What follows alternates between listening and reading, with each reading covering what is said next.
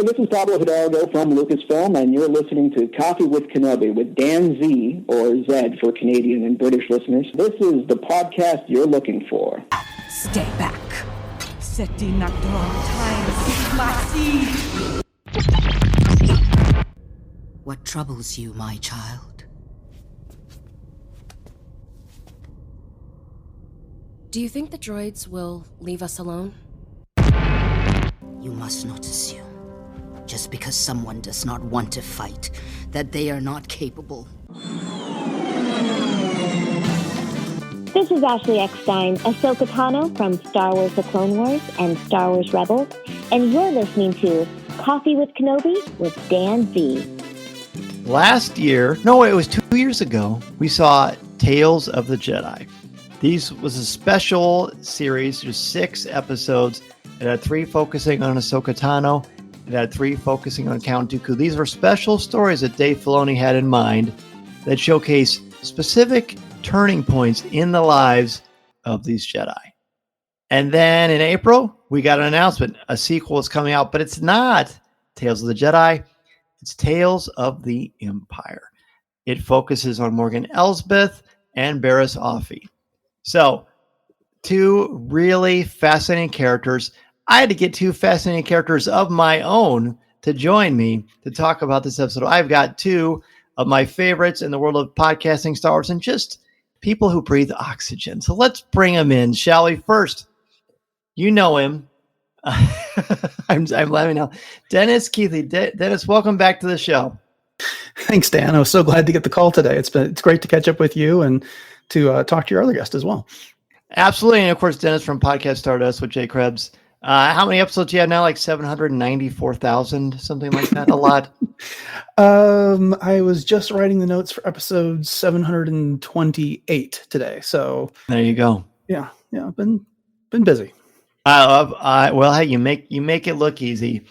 Our other guest, she at first she was just a new podcaster dipping her toes into the water, and now she, like, when you go into Walmart, she's everywhere. She's just like on cereal boxes, toys, action figures. It's Jen Sopchockchai from the Long Take podcast. Jen, welcome back to the show. Hi, Dan. I hope that's not true because I'm not getting any royalties from any of that. Yeah, you need to talk. You need a better agent, I guess. Yes. Yeah. That's great. You're always online with great hot takes. I love your movie analysis and insights. And of course, you were one of my guest co-hosts. Well, not a guest. You were one of my co-hosts as we went through season 1 of Ahsoka. So it's great to have you back on the airwaves. Really looking forward to your perspective on Tales of the Empire. Before we start on the specific episode itself, just a couple of housekeeping things. First, there are 6 episodes of the series naturally, but between now and the Acolyte comes out, there's just 4 weeks. We're going to take the first episode of each arc and just focus on it. And then episodes 2 and 3 will go together. And the same thing will be for episode 4 and then 5 and 6 together. We'll do the same thing on the live show. And actually, not only is it serendipitous, but I think that narratively and structurally, I think they kind of work better that way. So we'll see how it goes. I could be wrong, but we'll see how it goes. Jen isn't scowling at me yet, so I think that's a good sign of things to come. But when you both found out that we weren't getting Tales of the Jedi Season 2, we were in fact getting Tales of the Empire, what were your immediate thoughts? Dennis, we'll start with you. Well, I had anticipated, yes, that we were going to get a second season of Tales of the Jedi. And so when we got Tales of the Empire, I thought that was an interesting twist. Coincidentally, one of the people I was hoping that they'd pick for a second season of Tales of the Jedi was Barriss Offee. Because they kind of go, for the previous season, they went a dark and a light route with the 2 characters they chose. And so I figured Barriss would be a good selection for that to go around. So I was pleased with that. And I was very surprised by Morgan Elsbeth. But the more I thought about it, I thought that was a perfect selection because it's a character we don't know a ton about yet. And it affords a lot of great storytelling opportunities. Indeed, it does. And we're certainly going to talk a lot about that on today's show. Jen, when you heard about Tales of the Empire, I know you're a huge Ahsoka fan, so we weren't getting more Ahsoka per se, but we are getting characters that are certainly related to Ahsoka. What did you think about the announcement?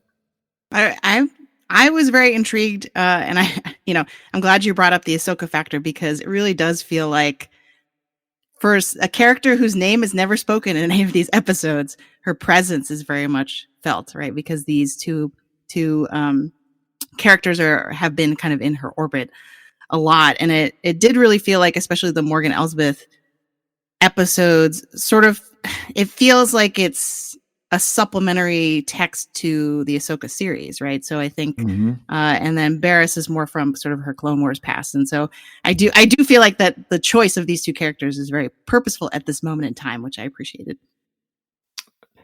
Fair, that's fair. I agree with that. I was thrilled because I thought, how cool is this? Because I like to know that this is what they'll do. That they will take aspects, whether it's the Jedi, whether it's the Empire, who knows where they could go with this, but that we get to see different perspectives and stories. And anything in this style of animation, especially with the Bad Batch ending, is a welcome thing. And I always like seeing, I've always said, well, not always, that would be a logical fallacy, but for as recent as I can remember, becoming is more interesting than being. So I like seeing how characters get from point A to point B.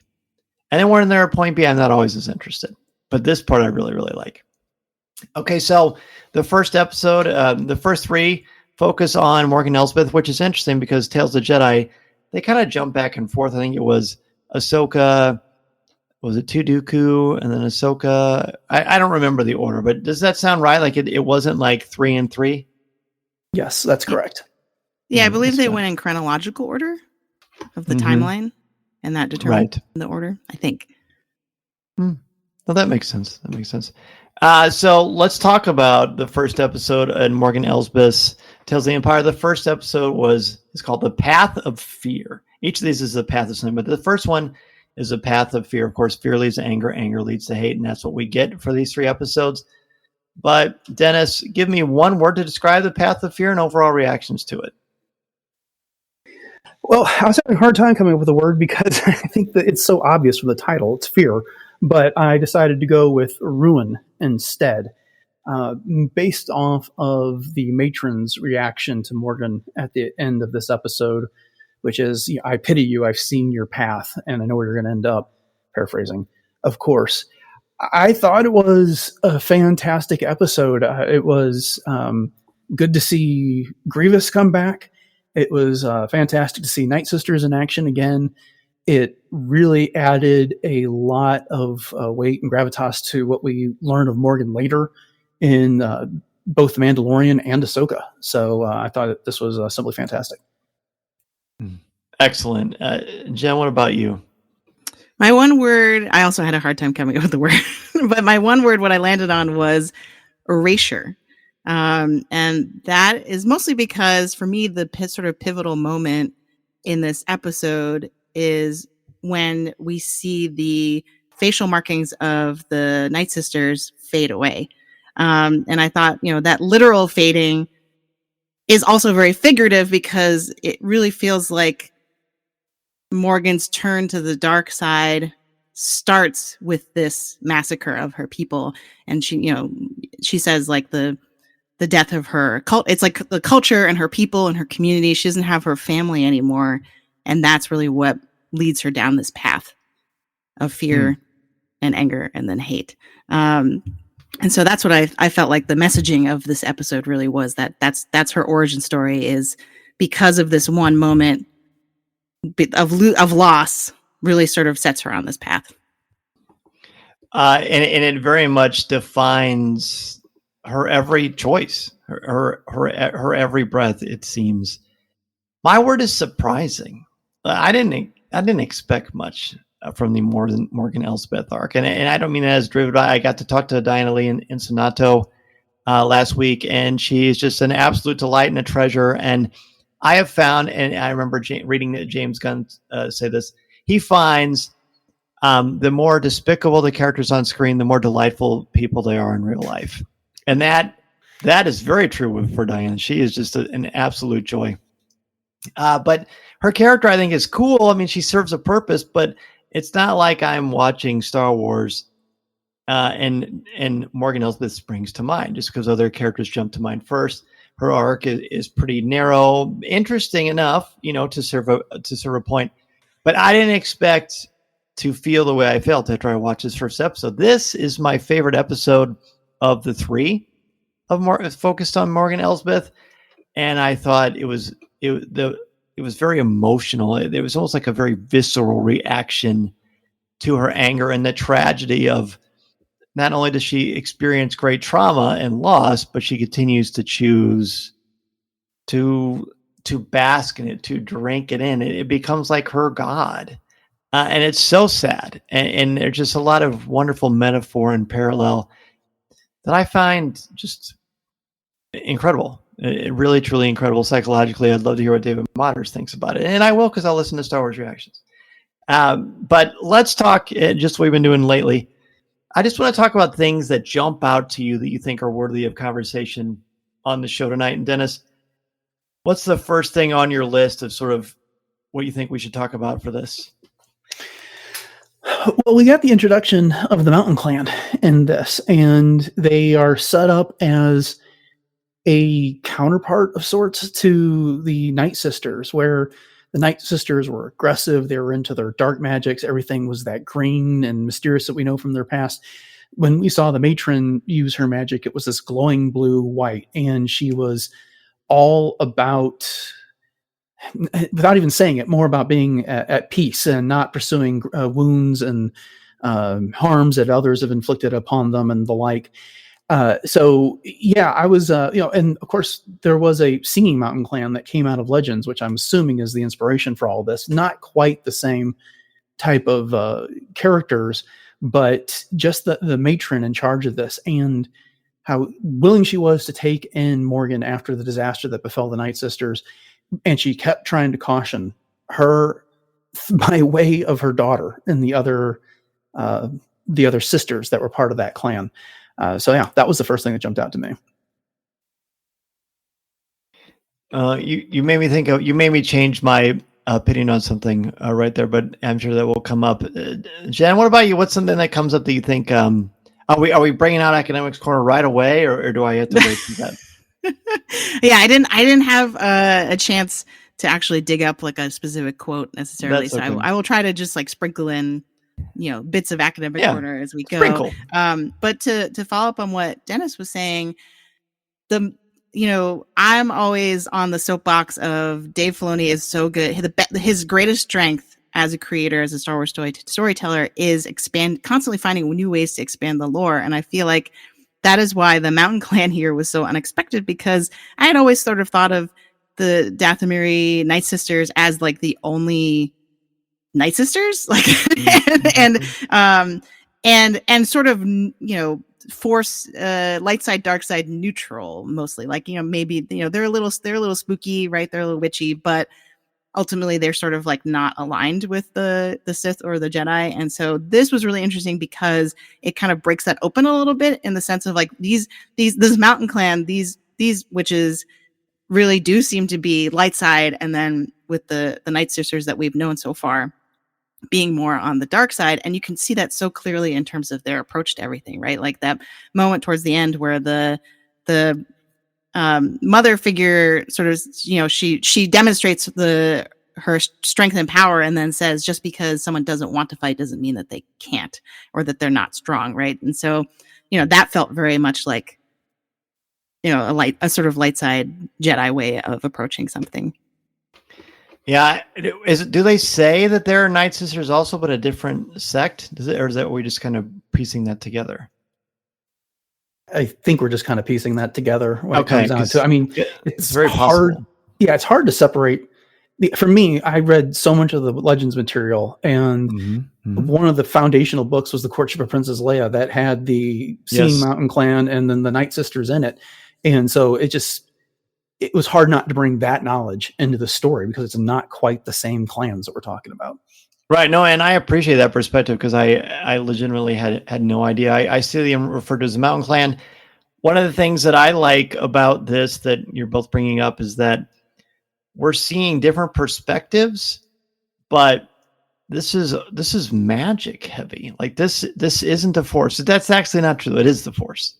It's just that the Force manifests itself differently depending on your training and your upbringing and how you practice it and how you tap into it.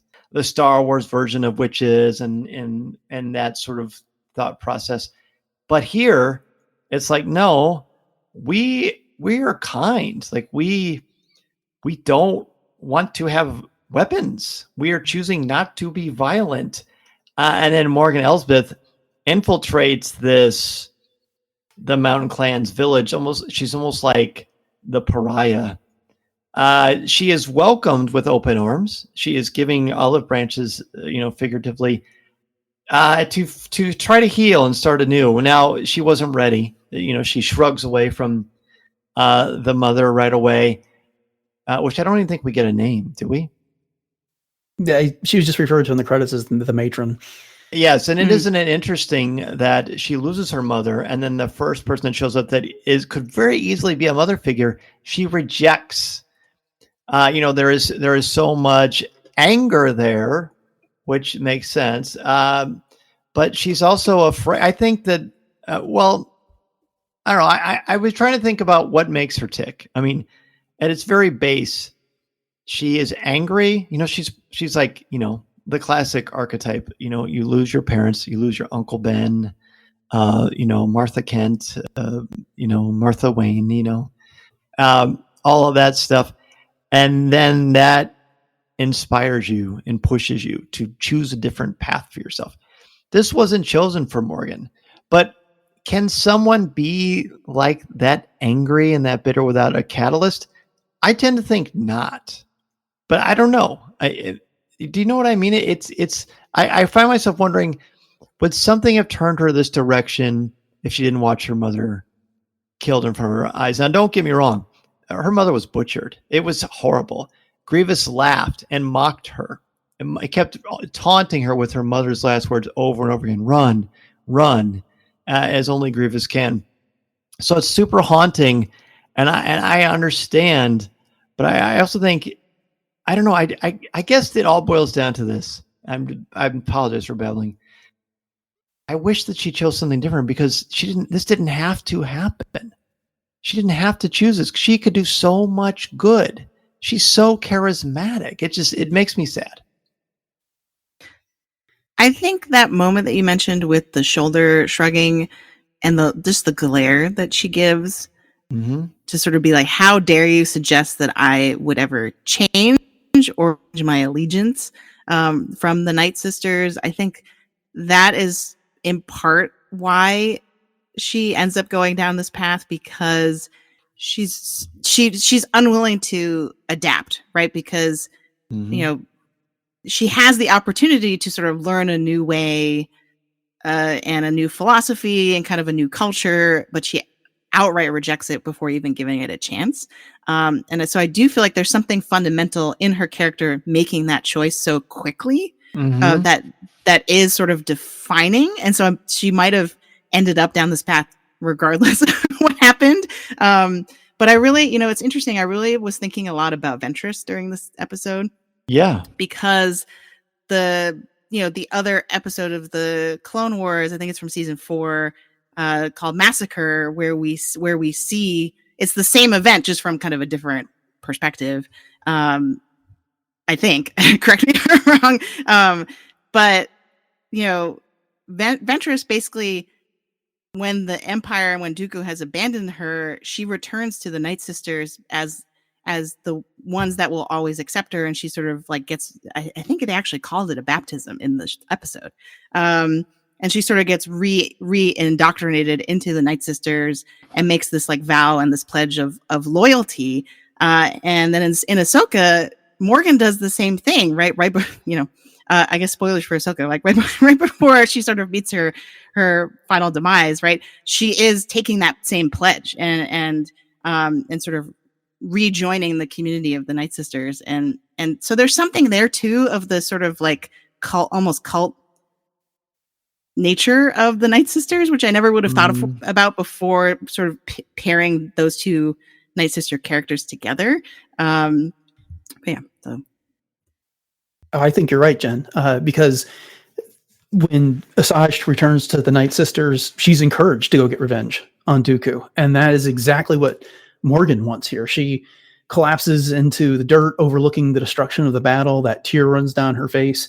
And she's cautioned right off the bat about, and then when the other, I don't know how old they're supposed to be, but not the matron, but the generation that comes afterwards are talking about this. And like, well, what happens if the droids come for us? And the matron says, they're not going to.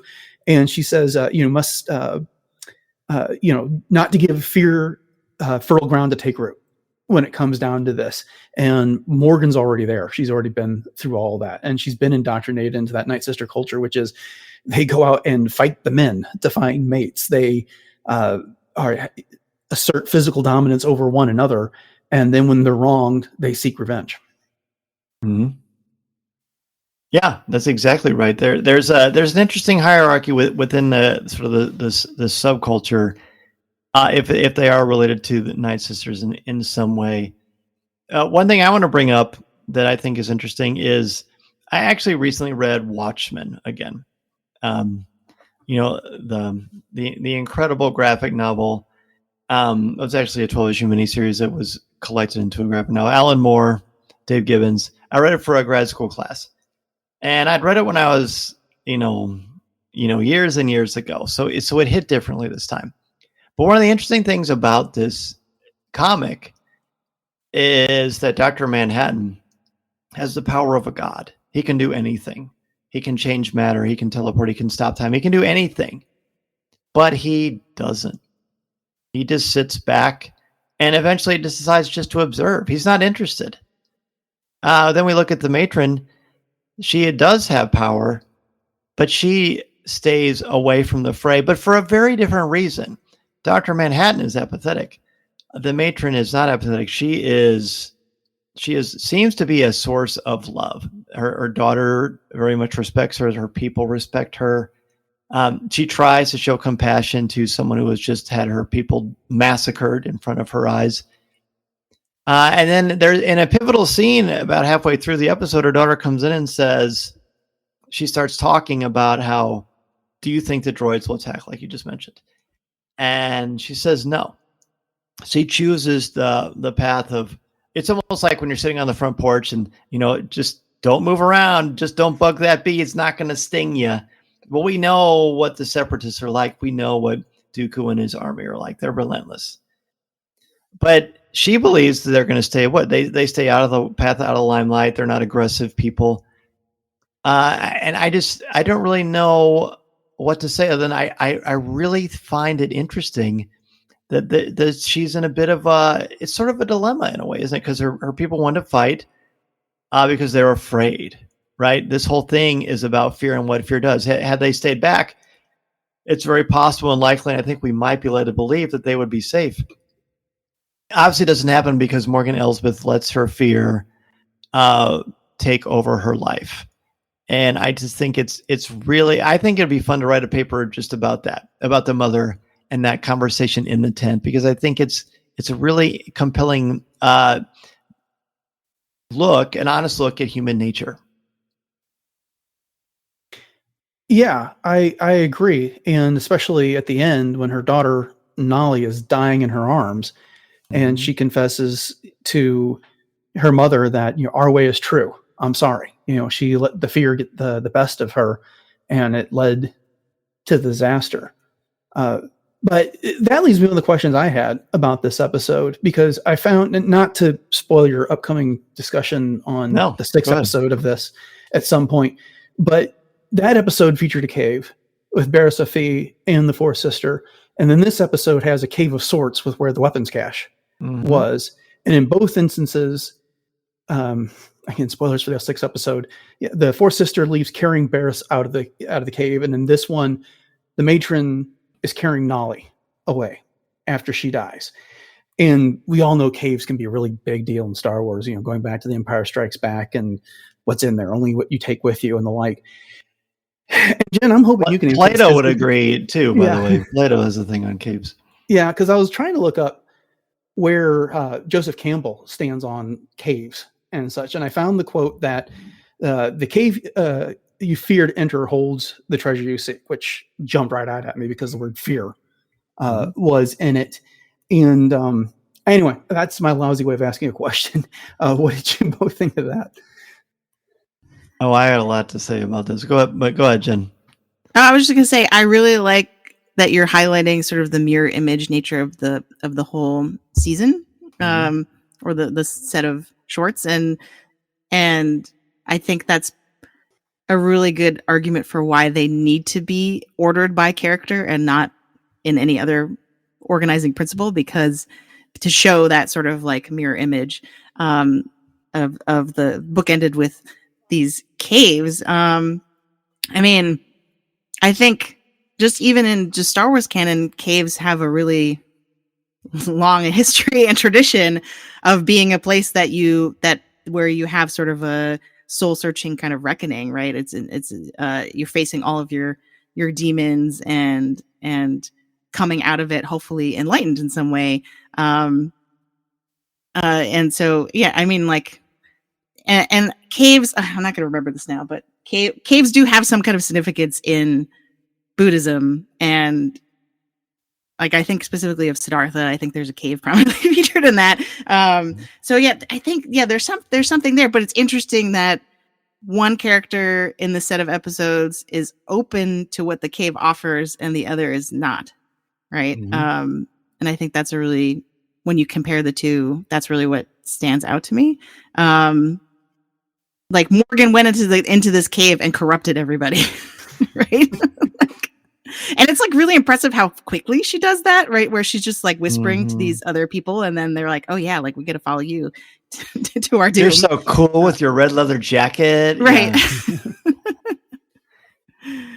I love that you're bringing up caves, and I've talked a lot about them. I did a thing on an IGN years ago about the cave in The Last Jedi, which I think is really, really pivotal.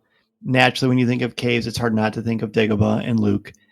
But caves are very much a place of introspection, right? The deeper you go into the cave, the deeper you go into the recesses of your psyche, and the more willingness you show that you are not afraid to face what is within you. I don't think, does Morgan Elsbeth in this episode go inside the tent of the mother? I don't think she does. Does she? No. Just the daughter, right?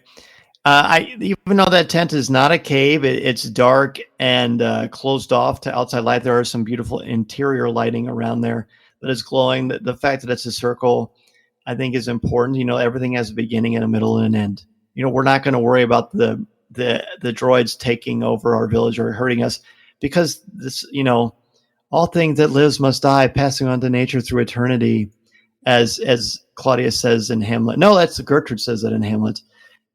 It's a part of it. She isn't afraid to die. Morgan Elsbeth, not only is she afraid to die, she almost subscribes to, I don't want to die. I don't want anything to happen. So I'm going to just be the aggressor, which we see facilitated throughout her story. And because of her unwillingness to explore deeply into what is hurting her, she is instead decided to hurt other people. And we see this really when she goes to Corvus, right? And where she ends up taking over that village, which we'll get to, you know, next week. So the cave thing is important because of the fear that it represents, because it is dark, it is unknown. You know, Plato's definition of the cave, and Jen, I'll probably need to lean on you for this one, like Crosshair and Hunter in the Bad Batch finale. It's more about sort of exploring the essence of things, right? Yeah, and actually, I was doing some quick Googling while you're talking to refresh my memory on this, and there's a source from the University of Michigan says the cave is thought to be closely related to the symbolic heart, and is often a place where the self and the ego unite, which I thought was really interesting. And it sort of feels like for Morgan, the self and the ego are often at war with each other, right? Because on the one hand, she says that, and again, this is stepping on future Morgan episodes, but she says that she is trying to kind of move up in the ranks of the Empire because she ultimately wants revenge, right? She wants revenge against her enemies. She wants to kind of like get, sort of reconcile with this or originating trauma that we see in this episode. And that's what she's constantly chasing. But in order to do that, she has to join the Empire, which actually asks her to totally erase who she is, right? And not just on her face, right, which happens naturally in this episode, but she has to kind of shed all of the skins of her past to kind of join and be a uniform, a cog in the wheel of the Empire, right? And so there's a disconnect there whereas if we take Barriss as sort of the mirror image, the counterpoint, she does the opposite, right? Where she goes through this kind of trial of being like, oh, okay, like I guess I actually am on the dark side now. And then she comes out of that rejecting it and having a better understanding of herself, herself and her ego in that situation. Sort of there's a reunion there. Right. Well, now I don't have to do any shows for months, so that's good. Thank you. I wanted a vacation, so this is really nice. Now, you know what? I like that a lot, and I think they certainly mirror one another. It'd be hard for them not to because of how the series is set up. When she goes inside the cave with the other women, she gets out the weapons that she finds because that was the purpose. It's all very, there's like an eeriness and ominousness every time violence is brought up or suggested, which I really appreciate. Because it's very anti, and I've been talking about this a lot on the show, it's very anti-myth of redemptive violence. Like, violence is not going to get back your mother. Violence is not going to help you to heal. All it's going to do is make you feel worse, which it does. And when she pulls out her weapons and she starts kind of moving like almost through like these motions of forms that you would do in martial arts, she the look on her face for an animated show, I think, tells so much. Like, I see understanding there, and I also see pain. And when the women are with her and they watch her, they look scared. She is introducing violence into their culture because that is what she has known. And and then you start to think, boy, this really takes on a metaphorical application to how violence affects us in the real world, in society. Even when they pick up the bows and arrows, and the spears and the partisans or whatever it is that they have, like, you can tell there's some pain there. Like, they are maybe not heavy, but I feel like, they're heavy symbolically because now the things we wanted to avoid, we are taking these things and we're going to use them. We are going to be aggressors. It's psychologically, it's fascinating. Yeah, I think it plays right into that quote from the matron. Mm-hmm. It appears your path is set, Morgan Elsbeth. I pity you. I see what is to come, because she is embracing the fear. She is encouraging the other women of the mountain clan. And she tells them, you have a right to be scared because these droids are going to come back and we got to do something about it. And she tempts them with this ability to defend themselves. Mm-hmm. And then when we see them get the weapons, they have no idea what they're doing with them. When Morgan charges into battle, she's got competence behind her. She's trained for this all of her life. The women of the mountain clan do not. And one is feebly trying to shoot a super battle droid with that bow and not getting anywhere. The other one feebly waves a spear around. That's not their skills. That's not their strength. And where Morgan embraces the fear, it doesn't escape anyone's notice that the titles of the 3 episodes of Morgan Elsbeth are, fear leads to anger, anger leads to hate, mm-hmm. Right there at that whole path of falling down the dark side. So Morgan might have actually made a good Sith if given the opportunity, but they don't know what to do with that fear. It's they aren't turning it into hatred. They're just afraid for fear's sake when it comes down because of what Morgan's told them. You just made me realize, is the Ahsoka series in this scenario the path of suffering? Maybe it is. Jen, what's the next point that you want to bring up? I just wanted to give a shout out to the sickles. They're very cool, just as weapons. I just, That was a highlight for me where I'm like, whoa, like why haven't we seen these before? Not good against lightsabers, though. No, that's true. Yeah. But the idea of them being concentric circles, that sort of, again, it's this weird like imagery of union and disunion. A lot of They're coming circles together in this. and coming apart. Yeah, so that's really cool. I hadn't thought about that before having this conversation, so that's great. What else from this episode? I mean, I'm just going to piggyback on what Dennis is saying this whole time, basically, instead of having my own things I want to talk about. But to go off from what Dennis was just saying, that final scene of the like foreboding of "I have seen your path and I pity you," right?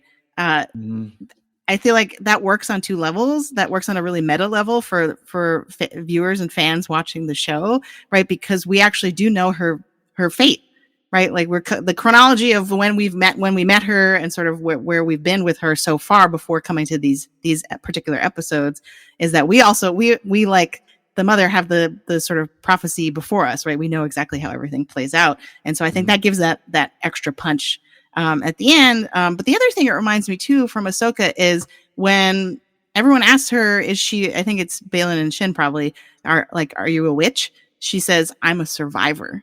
Right. And I feel like this episode, you could argue, is inspired just by that one line, right? Of like, and she has been a survivor because of all the things that we see, all the choices she makes, all the approaches she has, all the things that we see her do in this episode.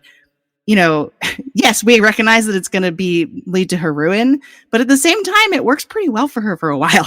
You know what I mean? Like she's and that's the sort of temptation of the dark side, right? Like that's what makes it so seductive, is because in the short term, it does seem like a quick way to power and strength, right?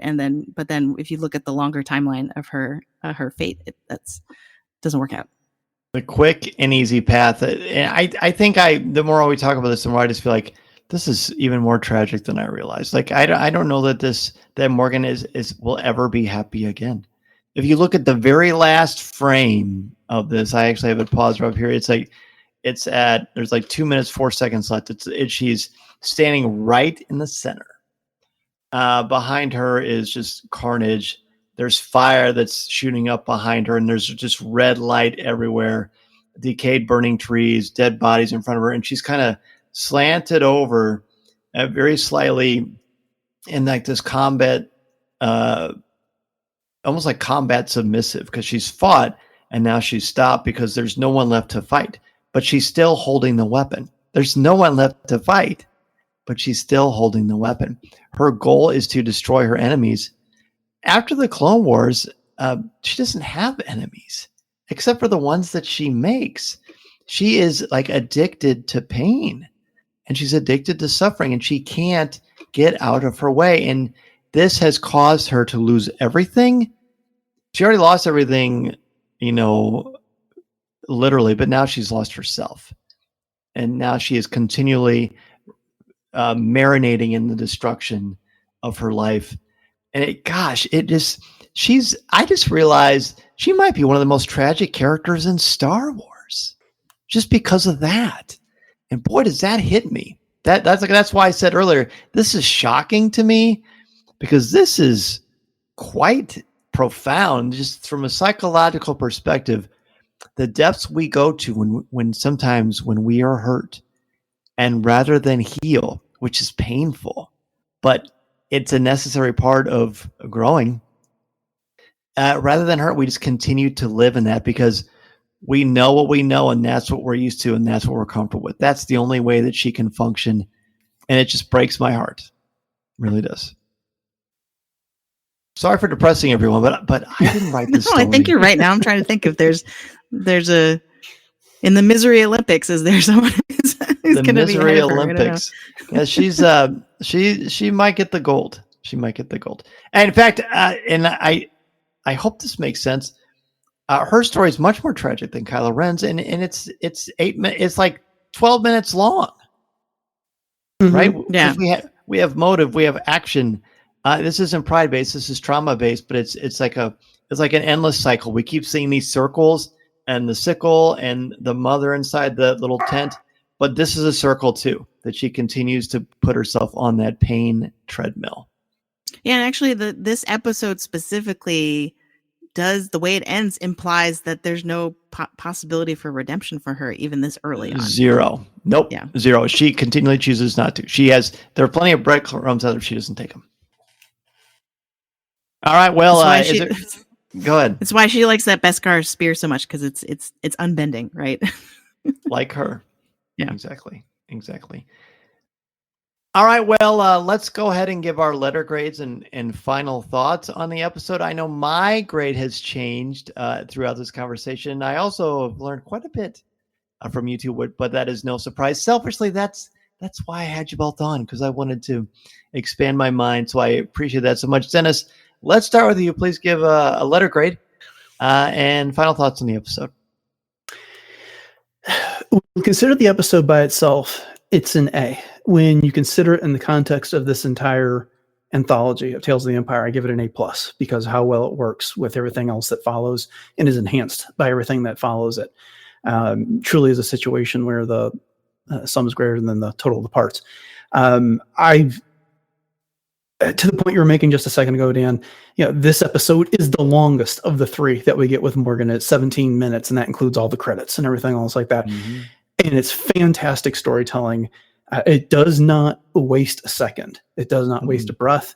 And Tales of the Jedi did that, and the episodes of this series did this as well. So bravo to Dave Filoni and team. It was fantastic. Excellent. Jen, I assume, is school done for the semester for you? I am the only thing in my own way at this point. I have just a virtual stack of papers to finish grading. Almost there. We're almost there. So I'm going to ask you to grade one more time, if you would, and grade this episode for us in the last. So, this is tough for me because, similar to what Dennis said, this episode alone, just in a vacuum, I would probably go an A. But then I start thinking about, and again, this is because only thing I've been doing for the past few days is just grading papers. I want the A to mean more for the other episodes I like better. And there are some in this series, and even just within the Morgan arc.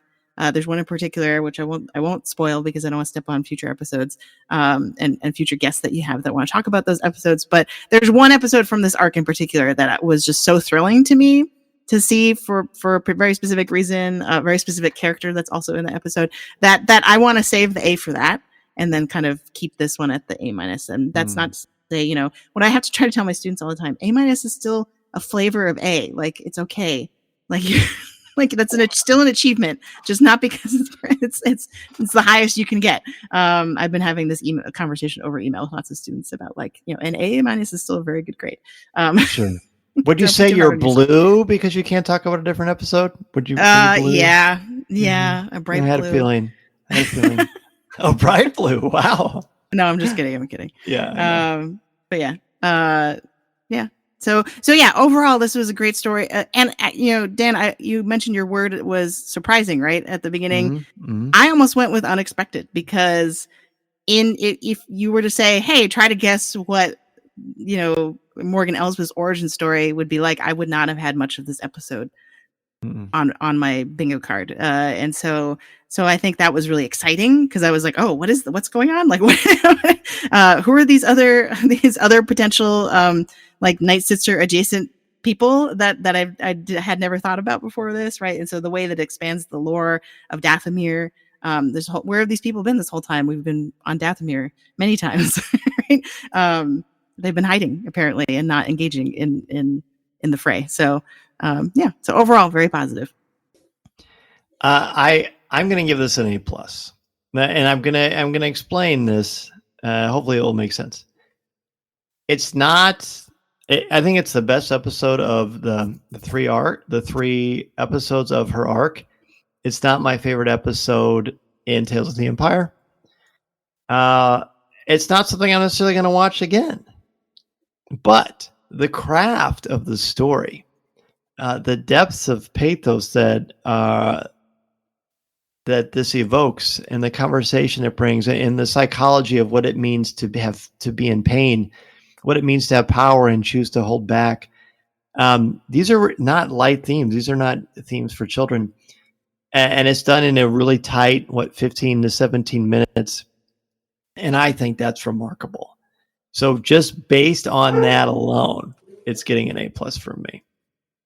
And I didn't think I was going to give it that, but there was just something about the conversation. They kind of perpetuate that. Listening to Coffee with Kenobi, you are, with Dan Z, the podcast you're looking for. This is...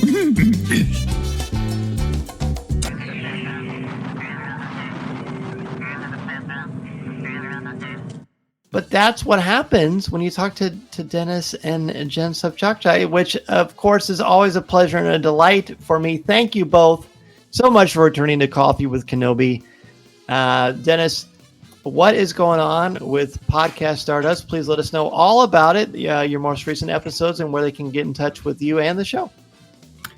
Sure, yeah. So Podcast Stardust, we got 3 episodes coming out a week. We're rounding up what news is out there, which has not been a lot lately. Usually at the beginning of the week, middle of the week, we have a general discussion, and it really just depends. And then there's new reviews of whatever is going on. So we'll be covering all 6 episodes of the Tales of the Empire here shortly, and then we've got our monthly features of covering the Phantom Menace for its 25th anniversary in 10-ish minute segments.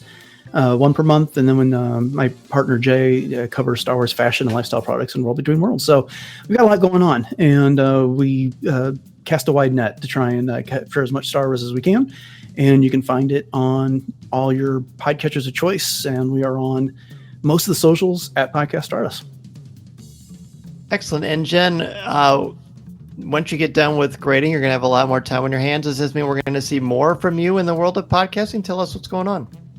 Yes.